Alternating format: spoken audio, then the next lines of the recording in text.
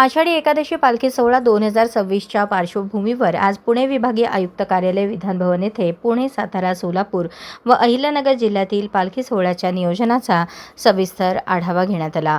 आगामी आषाढी वारीमध्ये पालखीतील एकाही वारकऱ्याला असुविधा होता कामा नये असे मुख्यमंत्री देवेंद्र फडणवीस यांचे निर्देश आहेत।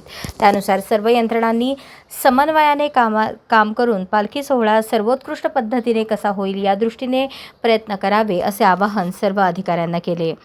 आषाढी वारी दरम्यान पाणी, शौचालय, स्वच्छता, आरोग्य सुविधा, मुक्कामाची चांगली व्यवस्था आदींची चोख व्यवस्था ठेवावी असे सांगून ग्रामविकास विभागाने पालखी सोहळ्यासाठी पहिल्यांदाच गत वर्षापासून निधीची तरतूद ठेवण्यास सुरुवात केली आहे।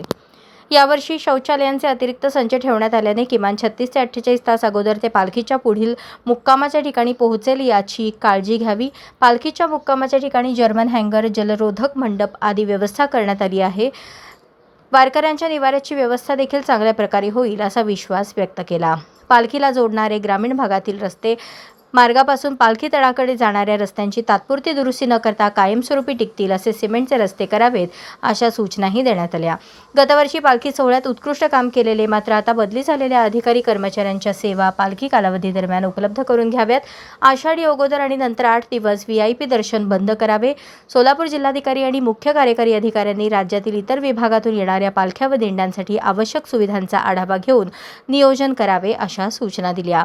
दरवर्षी आषाढीमध्ये येणाऱ्या वारकऱ्यांची संख्या ही वाढत असून यावर्षी 30 लाख विठ्ठल भक्त दर्शनासाठी येऊ शकतील असा अंदाज आहे।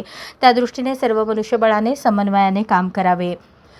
पालखी मुक्कामाच्या ठिकाणची पाहणी करण्यात आली असून त्याबाबत आढावा घेतला। पालखीच्या सुविधा, मूलभूत सुविधांच्या अनुषंगाने दिलेल्या सूचनांनुसार आवश्यक त्या सुधारणा होत असल्याबाबतचा आढावा घेण्यात येत असल्याचेही सांगितले।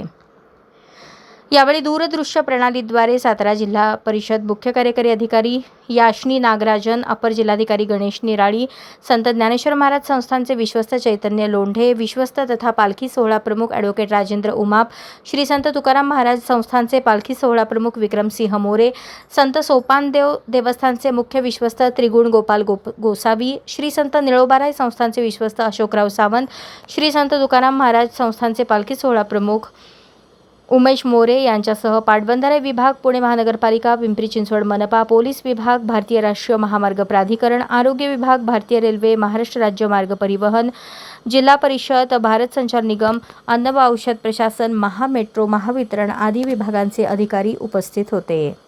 अशाच नवनवीन अपडेटसाठी जनता राज्य न्यूज चॅनलला सबस्क्राईब करा, लाईक करा आणि शेअर करायला विसरू नका।